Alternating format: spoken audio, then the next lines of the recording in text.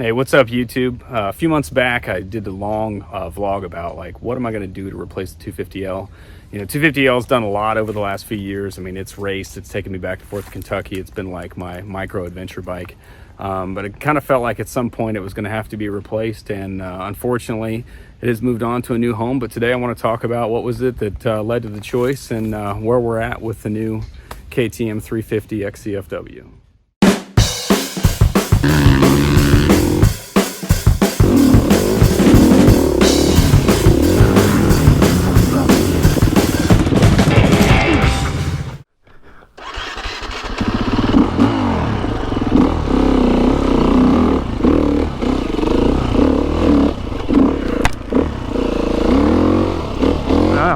Next 2 weeks I've got Peace Pipe Enduro, last round of Kentucky cross country racing, and I decided I wanted to do that on the 350.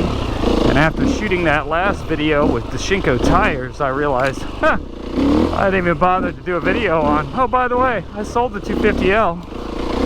So I figured I would circle back to that because I love that bike and I would have another one under the right circumstances. So I want to talk about, why did I sell the 250L? What does the future hold? What's the deal? What's the deal with the new 350? Some pluses and minuses to the current situation, and see how it goes. Haven't been out here on the single track in a bit. This is different from what I rode the last time I saw y'all, and man, it's covered with leaves. We're in probably a near peak color, for folks that see color better than I do. But anyway, so what's up with the 250L? Well, the story is I had taken it down to Kentucky for some Red River Scramble pre-running, and as usual it was out there being its best self, and I was having a good time. And finally at some point we got to a new section. It's a real rocky creek, and I really loved it. It was one of the best I've ever ridden there. I enjoyed it quite a bit at Red River Scramble on this bike, but the problem is these long rocky creek beds really made it so, you start to see the limitations of the 250L chassis. This is 9 inches of suspension travel, probably about the same as far as ground clearance is concerned. So I was going through those rocky creek beds, and as I was doing it, I was realizing that as I bounced the skid plate off of every rock, I was just out riding the bike and just wasn't enjoying it as much. And like I said, it's a ultra capable bike, but when I bought it, the plan was Kentucky Adventure Tour. The plan was ride that bike from home into Kentucky and have a blast on it and all that good stuff. And unfortunately, because of my wife's health condition, I really haven't had the all-day riding opportunity that I used to. And so it just was starting to make less and less sense. It was a very capable bike, but I was starting to put it on the back of the Jeep and taking it places because that was the right bike to ride that day. And I was running into, the true limitations of the bike. So obviously I've talked about, all the things involved in it. Lots of other people have seen it as well. 9 inches of travel, low ground clearance, 320 pounds, real soft unadjustable suspension. The 250L has limitations. For most people, yeah, you'll be just fine. If you're a dirt bike racer, yeah, you're probably gonna think it's a turd. You're used to dirt bike stuff. But if I said, hey, why don't we take your Honda CRF250L, let's go ride 200 miles to Red River Gorge, you look at me like I was high. That would sound absolutely miserable. Well, the 250L can do that. So it's really about finding what works for you, and that really is the story here, right? I have lots of people on Instagram and whatnot that follow me because of that bike, because they have that bike and so on. Obviously I did a lot with it, and I never got to a valve adjustment on the 250L, but generally did a lot with that stuff, and I mean this, and when I say it, I'm dead serious. That is the easiest motorcycle I have ever owned. Of all the ones that I've turned wrenches on and all that stuff, that bike was incredibly easy to live with. I'm sure there are other things on race bikes that are probably easier, but you know, when it came to not needing to change the oil very often, being able to just punish the absolute daylights out of that thing, and it still asked for more, really, for, you know, what is it, $6,000 max? I don't know what else you could ask for. It was really good. So what happened, like I said, I just realized I was finally starting to get bored. I had been racing a two-stroke, and it was getting to a point where I just wanted a little bit more capability. I wanted to go a little bit faster. I wanted to ride, you know, scarier, more difficult trails, or do it without getting hung up, because, you know, like I said, that rocky trail, I know how to hit that rocky trail. That's no problem. But for whatever reason, the bike was just not nearly as capable, and it was starting to take the fun out of it, unfortunately. So I had my mind completely set on buying a KLX 300R. For folks that don't know, Kawasaki has released the 300R, which is basically take the KLX 250, put a little more displacement in it, but the R gets an extra inch of suspension travel, extra inch of ground clearance, you know, has a dirt bike air filter, but it's not street legal. But like the bike I'm riding right now, making a bike like that street legal is not actually that difficult here in Ohio. So I was going to go spend, you know, $5,500 to get myself a 300R and turn that into the replacement for the 250L. That rut's getting insane. I worked around with a guy on Facebook. He wanted retail, but he had the headlight kit and some other stuff on it, and I'm like, that's fine, you know, I'm prepared to pay $5,500 to a private owner for the all extra stuff that's already there. That's fine.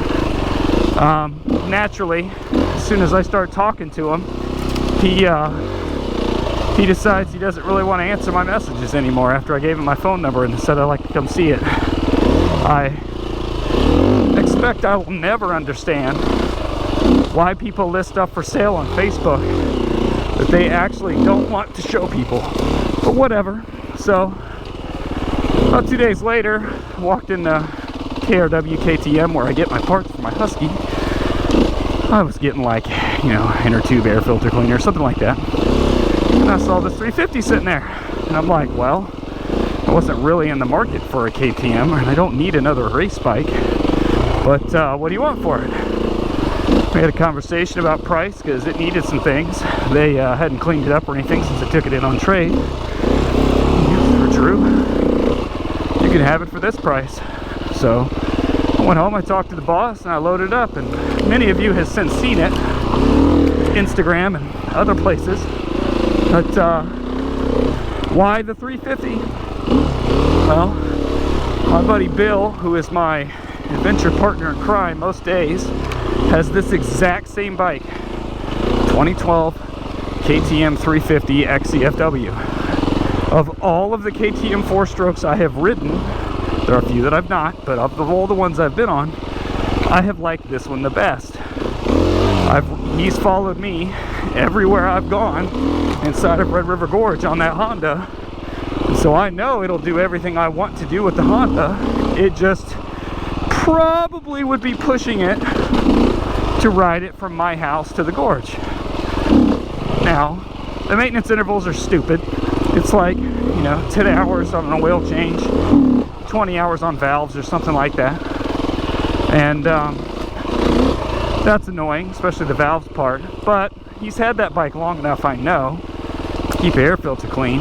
The valves don't need a whole lot of attention.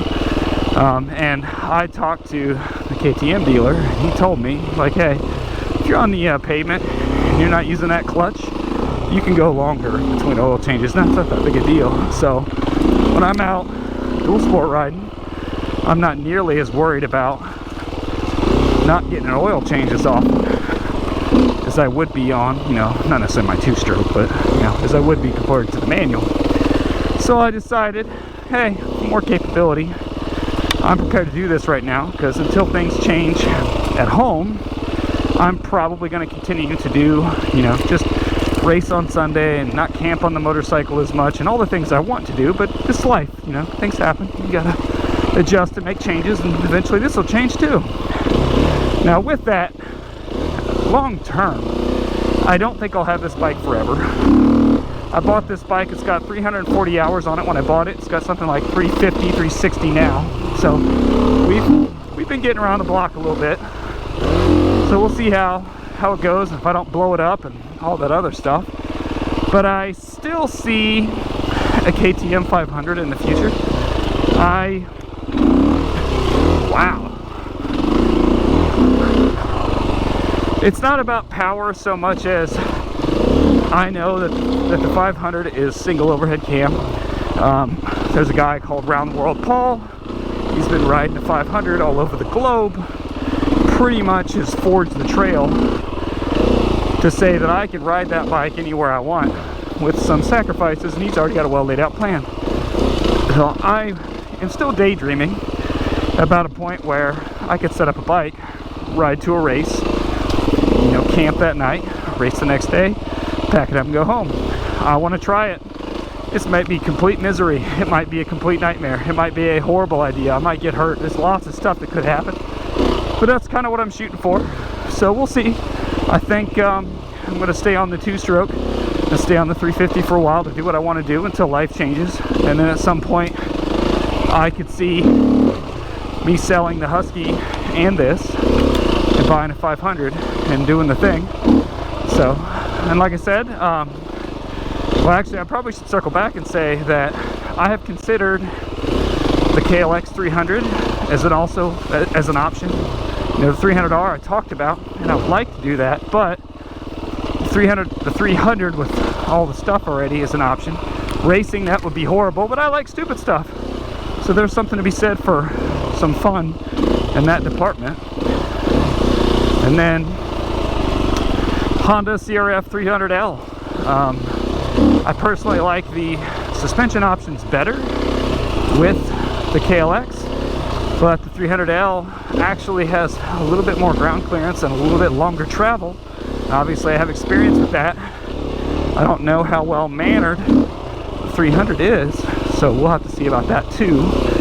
But at any rate, let me know what you think. I feel loyalty to all of the 250L followers we've had over the years, and obviously I said I love that bike, I'd have another one, and want to continue to support people that have questions about it.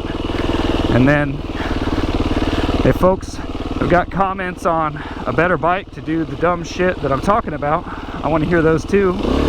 And then anybody else that has, you know, road experience with the 350, thought about making a supermoto out of it and all kinds of other dumb things. So leave a comment below, let me know what your thoughts are, and we'll catch you guys down the road.